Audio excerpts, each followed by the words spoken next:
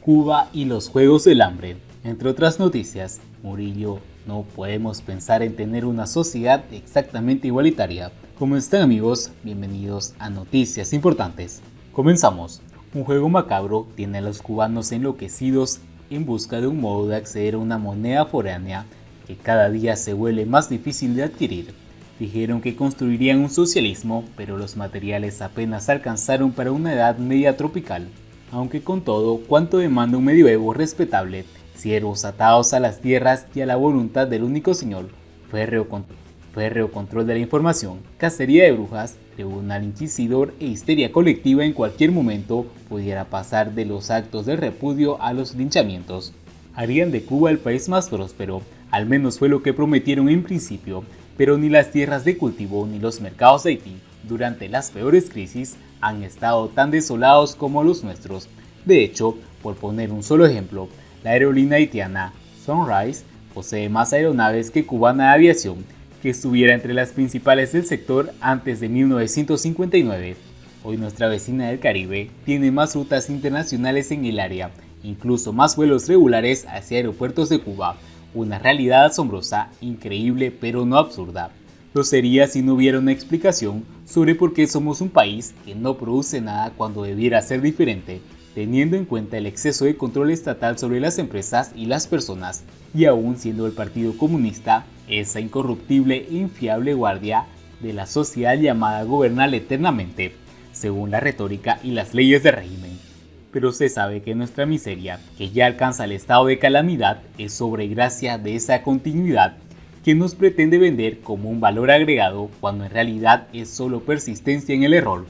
Error que, por buena lid, tampoco lo es porque frente a nosotros, como una burla frente a la falta de liquidez, van alzándose los nuevos hoteles en proporción inversa al deterioro de las viviendas de la gente de a pie, pero en igual ritmo acelerado en el que se hinchan las barrigas y las cuerdas vocales los cuadros dirigentes, a quienes se le paga por producir consignas, actos de repudio y llamadas a la violencia contra quienes sueñan con un país donde, al menos, se produzca alimentos. De modo que el fracaso económico todo parece indicar que es una estrategia política de un sistema totalitario que necesita de muchas cabezas enfocadas exclusivamente en qué hacer para comer o en cómo escapar, no en cambiar y mejorar las cosas. Pareciera una tesis hiperbólica, pero 60 años de fracasar en algo tan sencillo como sacarle frutos a la tierra y a los mares, aquí donde la naturaleza es plena en bondades, hace sospechar que el hambre no es ni fatalidad ni castigo extremo, cuando el enemigo ha sido por muchos años nuestro más grande proveedor no solo de remesas, sino de pollo congelado. Así, el hambre ha devenido voluntad política, aunque de tan sobrados iban en su empeño que se les fue la mano, y no contaron con una pandemia que les transformara la estrategia en desastre total. El resultado más visible de tantos años sin preocuparse por qué hace la gente de a pie para comer al menos una vez al día sin extensiones de tierra ni cultivar.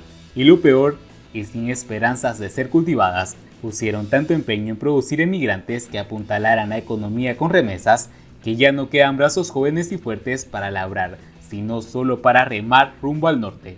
Si el hambre, hasta cierto límite, es efectiva para controlar las masas, cuando la situación se torna intensa, sostenida y desesperanzadora, es contraproducente en asuntos de empecinamientos políticos. Imagino que, en lugar de la pregunta sobre por qué no se podía viajar en Cuba, el joven estudiante Eliezer Ávila hubiera indagado sobre por qué no se produce alimentos suficientes en la isla, la respuesta de Ricardo Alarcón habría sido muy similar a ese supremo disparate de antología sobre los aviones y los cielos abarrotados.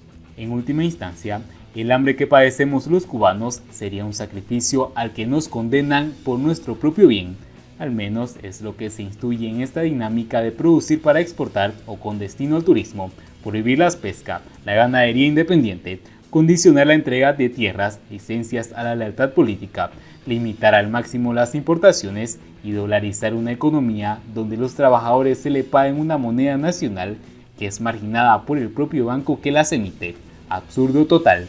Tanto como pensar que el problema del hambre se solucionará con una forma monetaria que inicia a partir del 1 de enero de 2021, cuando en realidad el día cero y lo que llegará en él habrá que ser como un disparo de arrancada para terminar de dolarizar oficialmente lo que siempre estuvo de manera simulada, es decir, bajo el amparo artificial de un peso convertible que jamás nadie logró convertir sino en estorbo.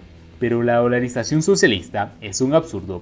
Más que vender en dólares, el régimen se ha convertido en un comercio de alimentos y artículos de primera necesidad en una subasta, un remate político donde triunfará el mejor postor.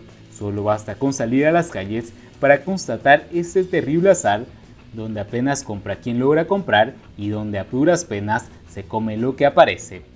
Un juego macabro que tiene a los cubanos enloquecidos en busca de un modo de acceder a una moneda foránea que cada día se vuelve más difícil de adquirir y que, por lo tanto, su carencia agudizaría fenómenos sociales como la corrupción, la prostitución, la criminalidad y la inseguridad en las calles, la pobreza, las enfermedades y las muertes por malnutrición, la baja natalidad, el éxodo tanto a mano de obra de profesionales altamente calificados, entre otros, volviendo irreversible el estado de ruina nacional que hoy es más palpable.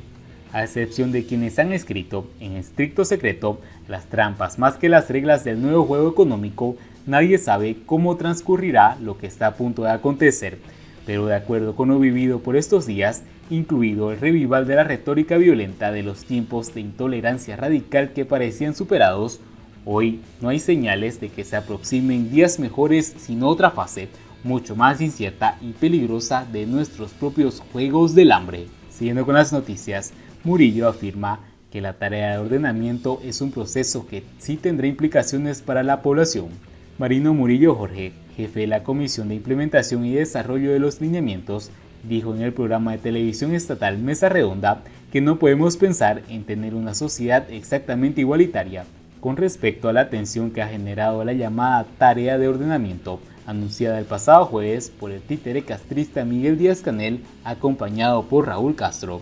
Las nuevas medidas que entrarán en vigor el próximo 1 de enero de 2021 incluyen la unificación monetaria, una reforma salarial, la suspensión de subsidios y gratuidades, la devaluación del peso cubano frente al dólar estadounidense, lo que puede provocar, según algunos economistas, una inflación aguda y más pobreza para el pueblo cubano. Murillo afirmó, en uno de los tantos que ha planificado el régimen para explicar a la población todo lo concerniente al ordenamiento, que este proceso sí tendrá implicaciones para la población, y entre las más importantes está la transformación radical de los ingresos y las pensiones. Para el llamado usar de las reformas económicas, el gobierno de La Habana, el sistema empresarial cubano, tiene que reaccionar antes de exhortar a trabajar con más eficiencia. Como el cambio será de $1 por 24 CUP, todo lo importado se va a encarecer, al menos en un primer momento, por lo que los minoristas deben moverse. Las materias primas llegan más caras al sector empresarial, el incremento de salarios por más costos y los precios empresariales suben. Por lo tanto, los minoristas deben moverse para no subsidiarlos, porque la lógica es subsidiar personas, no productos, dijo Murillo.